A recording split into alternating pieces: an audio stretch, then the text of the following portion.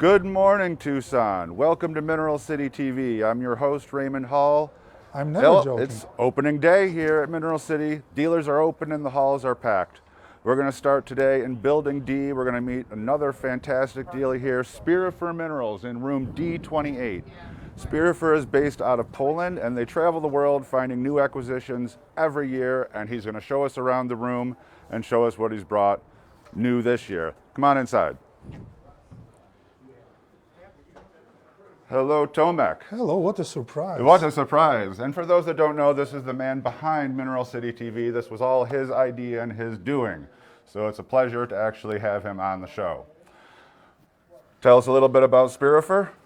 So our company based in Tucson, Arizona, but we are from Poland and we travel all around the world, hunting for minerals, digging minerals. We specialize in such countries as Morocco, Madagascar, Mongolia, recently Congo, but also several other places where we go quite frequently. And we specialize in bringing some new finds, some unusual material to the market. And I would like to show you a few things which we brought this time. All right, awesome. Let's see it. Let's start with something quite ugly but interesting. The chalcosites from Congo, from Passa mine. This is Congo Brazzaville, not mixed up with other Congo, which is called Democratic Republic of Congo. And Passa mine is a location which was operating in 70s and 80s. It was one of the biggest mines in Congo. And it was closed for the last 2 or 3 decades. And recently, with growing demand for the ore, there is more and more people going underground, working half legally, let's say. And during the process of digging ore, they start to find the pockets with chalcosites. And what's interesting about these chalcosites is that they are formed in really big crystals. Most of them are maybe not super sharp, but look on the size of the crystals. That this is really huge. Unique for the species, and with quite decent luster. That's what I was just about to say. They've got really nice luster. Even in here where there's not a lot of light outside of the case, you can still see the flash on the faces. And there were found also some smaller pieces which are much more sharp. Some of them with syntaxial growth, some of them associated with pyrite. So as you know, chalcosite is maybe a common mineral as an ore mineral, but it's quite rare to see it in form specimen form. Specimens and crystals. Very cool. So the other thing, it's in fact single specimen we brought here, but it's very special.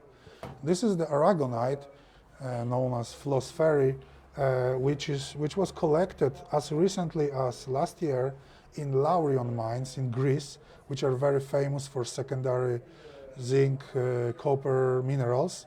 And this is probably the best specimen coming from Laurion. It's just amazing, and I'm sure the people at home can't really get a sense of how big it is. I'm going to put my hand in front of it. That's not helping either. We can put it maybe behind.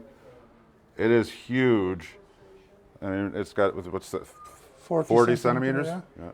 It's in fact a miracle that it was possible to transport it from Greece to Poland and then here. I'm sure it's a nightmare every time you have to move it. Yeah, it's not fun to pack things like that. All right, well, everyone that knows me knows how much I love tourmaline. Always been my favorite, and there's been a new find. Tell us about the new find of tourmalines. So, in fact, Morocco became a tourmaline producer for already several years. And most of the pieces found there were interesting, they were nice for Morocco, but they were never as good as the ones coming from Brazil or other countries. And in 2020, there was discovered pocket, which we called candy cane pocket, which contains this beautiful reddish, pinkish, cranberry color elbaites associated with snow white microclines, with some minor albite and quartz. And we consider that as the best pocket of tourmalines ever found in Morocco as far. They're really astoundingly beautiful, especially the ones on the microlines. The contrast, on the matrix is amazing. Some of them are doubly terminated, and really for Morocco is something you would not expect. And this area is quite productive, and we hope there will be more finds in the future. Geologically, it's similar, the conditions of growth, and they're similar to the tourmalines from Elba, and many specimens reminds the classic ones from Elba. Sure. Are those ones in the back corner there from the same pocket, or are those a different pocket? The pieces here, the 3 or 4 pieces here, are from different pockets, Okay. much more typical for Morocco, and much more looking like Elba. For the first view, you would say this is Elba. The zoning, yeah. But this is Moroccan, and this is much more classic stuff for Morocco. Still very pretty. All right, we got a couple more things to show you, so let's keep moving. You brought a lot of new stuff this year. So we've got small curiosity here. These are unusual marcasite specimens from Linwood mine collected last year, which form these unusual strings. We can call them pseudo-stalactites because these are not real stalactites. They are built up of quite well-formed crystals, some of them probably spinel-low twinned, but I'm not quite sure about that. And they form these unusual formations, sometimes associated with calcite. I doubt the sparkle is coming through on the camera here, but they really sparkle, and they were honestly the first thing that caught my eye when I walked into the room. And talking about specimens, the last thing I would like to show you are the fluorites from the Larkin's quarry in Ireland, Connemara. This is the granite quarry, which is the granites are cutted by veins with fluorite, quartz, chlorite, galena, sphalerite, and there are pockets with these usually purple-blue fluorites with phantoms and very interesting color zoning. But recently they hit the zone where there was found several very big crystals, as big as 20 centimeters on the edge, with octahedral purple phantom in the core, then blue zone, and then green corners. The specimen which Marek is filming now is about 20 centimeters across. Yeah, they are huge cubes, and the zoning is incredible. It reminds me of some older Chinese material I've seen, but nothing from Ireland like that for sure. So for the end, I would like to show you something mineral related, but not minerals sensu stricto.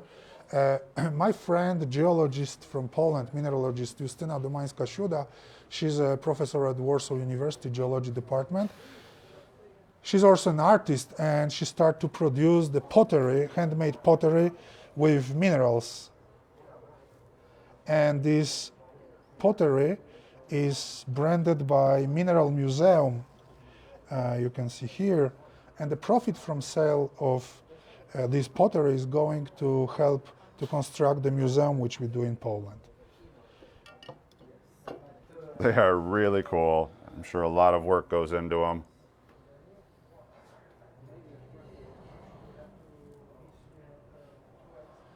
Okay, Well, so Tomek, that was great. Thank you so much for giving us a tour of your room, and thank you for putting Mineral City TV together too, because there's a lot of people out there that are really happy that these shows are going on, and they really appreciate all the work that you're putting into it. So, right, thank you. You are the best host we can have, and it's really going very well. Thank you. Yep, and I hope we'll continue. All right, awesome. Thank you, guys. Everyone, see you at 1 p.m. Mountain Time. We'll introduce you to another dealer here at Mineral City on opening day.